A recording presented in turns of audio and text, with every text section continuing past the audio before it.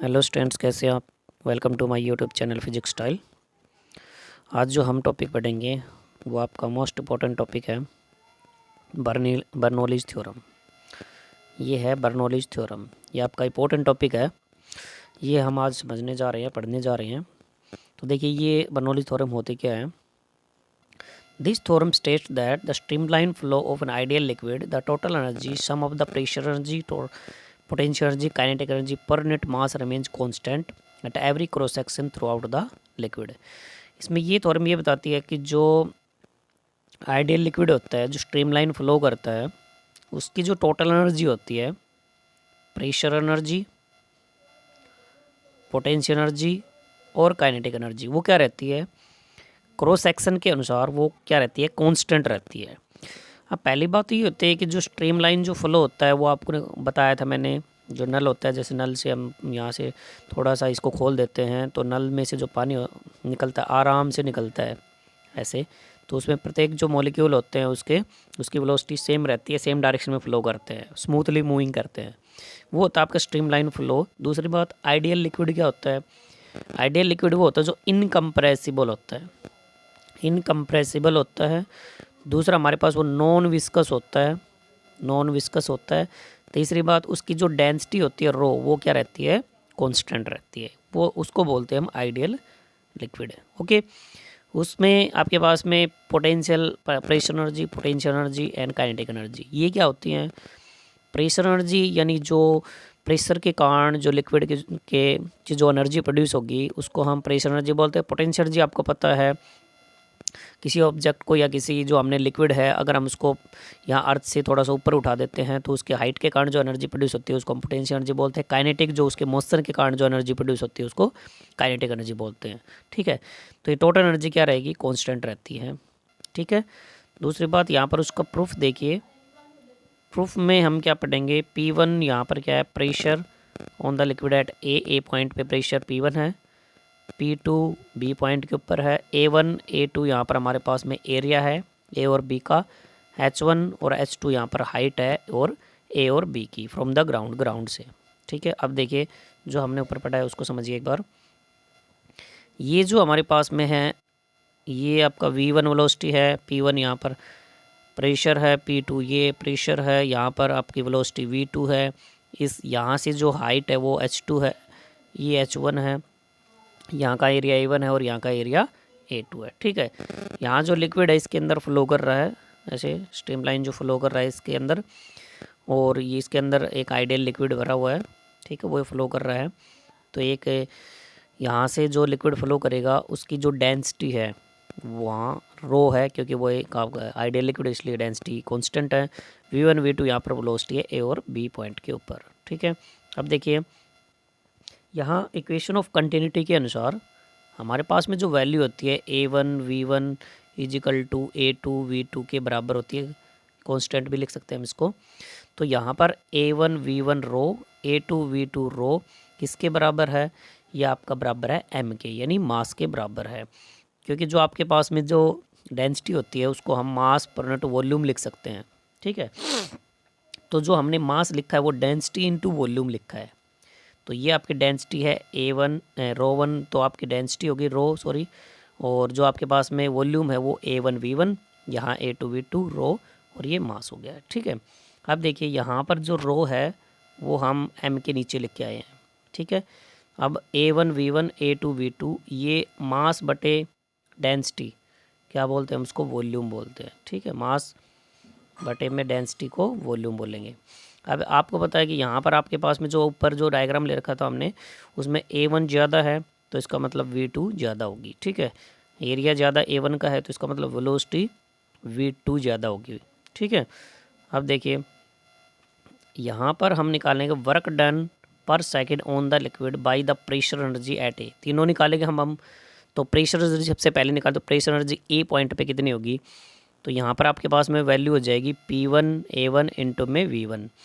तो ये आपके पास में हो गया V1 और ये आपके पास में हो गया A1 और ये हो गया P1। तो जो P1 है वो आपके पास में प्रेशर सेम लिखेंगे P1, A1 V1 आपके पास में क्या हो जाएगा, वॉल्यूम हो जाएगा। ठीक है, A1 V1 क्या हो जाएगा आपके पास में, वॉल्यूम हो जाएगा, ठीक है, क्योंकि यहाँ पर A1 तो आपके पास में क्या एरिया है, V1 आपकी वेलोसिटी है, ठीक है।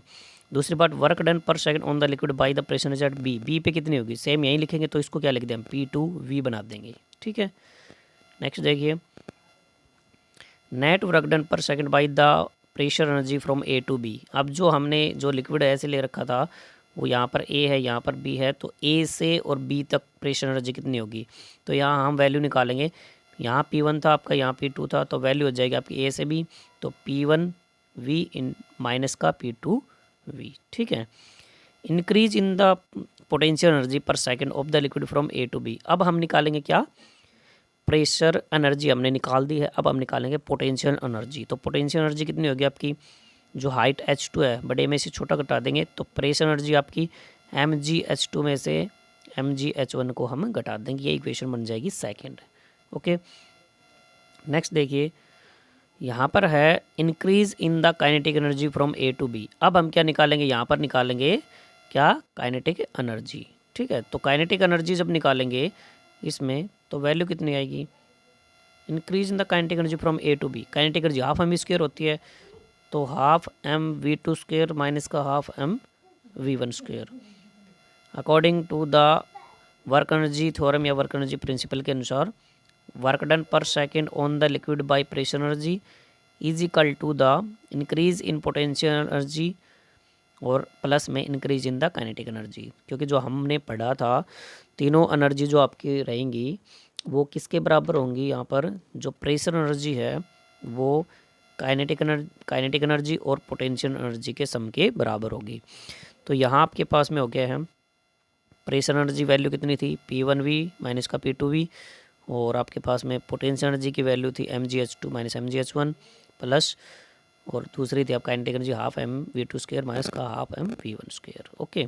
अब देखिए इसको, ये वैल्यू लिखने के बाद अब हमारे पास में क्या होगा, P1V जो है, जो आपके पास में 1 की वैल्यू उसको एक साइड में लिखे आएंगे, तो P1V mgH1 और हाफ mv1 का स्क्वायर, ये एक साइड में लिख लिया हमने। दूसरी साइड में 2 की वैल्यू लिखेंगे, दोनों को हम डिवाइड करेंगे, डिवाइड बाई किससे डिवाइड करेंगे, डिवाइडिंग बोथ साइड, दोनों को बोथ साइड डिवाइड करेंगे m से।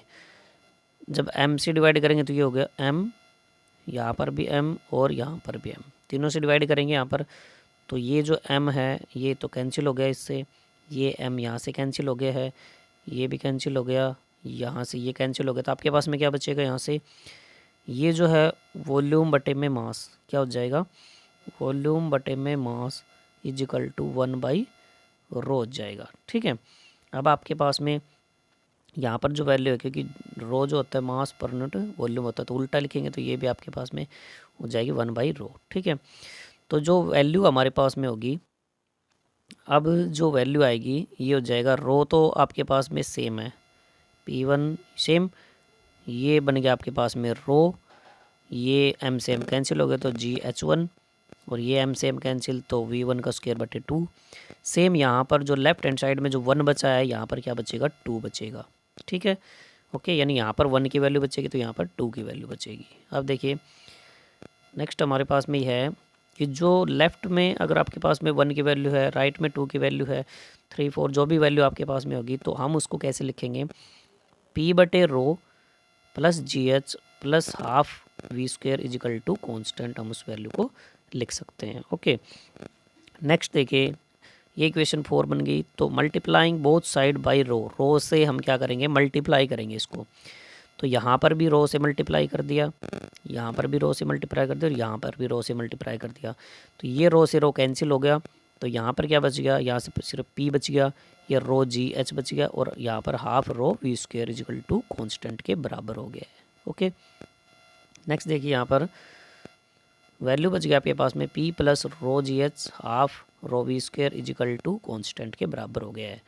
अब हम ये कहेंगे कि if the liquid is flowing through a horizontal tube, 2 ends of the tube are at the same level, यानी सॉरी, यहाँ पर जो आपके पास में जो हमने लिक्विड लिया था, जैसे कि देखिए यहाँ पर हमने जो लिक्विड ले रखा है, अगर हम उसको ऐसे, ये हमने लिक्विड लिया था ऐसा वाला, ठीक है, ऐसे फ्लोइंग करते हुए ऐसा लिक्विड ले रखा था, तो ये आपके हाइट h1 है, यहाँ पर हाइट h2 है। अगर हम इसको यानी same level, eight the same level, देखिए अगर इसको हम सेम लेवल पे ले लेंगे ऐसे, ये पाइप ऐसे बन गया, तो इसका मतलब दोनों का लेवल क्या है, बराबर है ना। यहाँ पर अगर दोनों का लेवल बराबर है तो यहाँ पर कितना हो जाएगा, h0 हो जाएगा, हाइट उनकी क्या हो जाएगी, 0।